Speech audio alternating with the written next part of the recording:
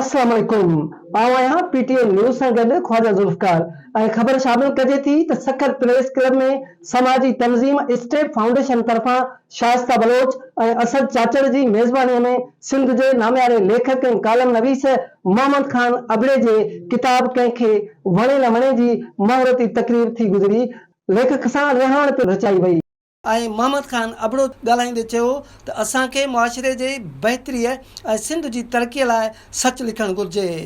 हिन प्रोग्राम में अदीबनि, शाइरनि ऐं समाज सुधारक शख़्सियतुनि वॾे अंग में शिरकत कई।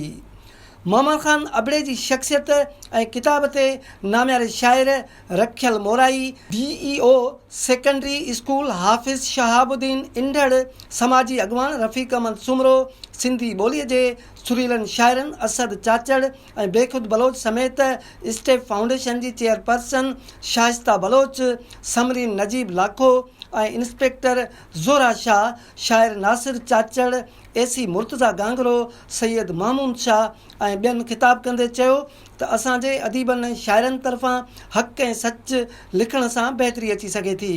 उन अमल सां खेनि तकलीफ़ुनि जो मुंहुं बि ॾिसणो पवंदो। मोहम्मद खान अबड़ो सिंध जो दर्द रखंदड़ किरदारु आहे, जंहिं वसाहर ग़रीब मारूड़नि जी भरपूर मदद कई आहे। प्रोग्राम में लेखक मोहम्मद खान अबड़े खे ममता शील्ड पिणु ॾिनी वई ऐं प्रोग्राम में ज़िंदगीअ जे मुख़्तलिफ़ शोबनि सां वास्तो रखंदड़ शख़्सियतुनि वॾे अंग में शिरकत कई।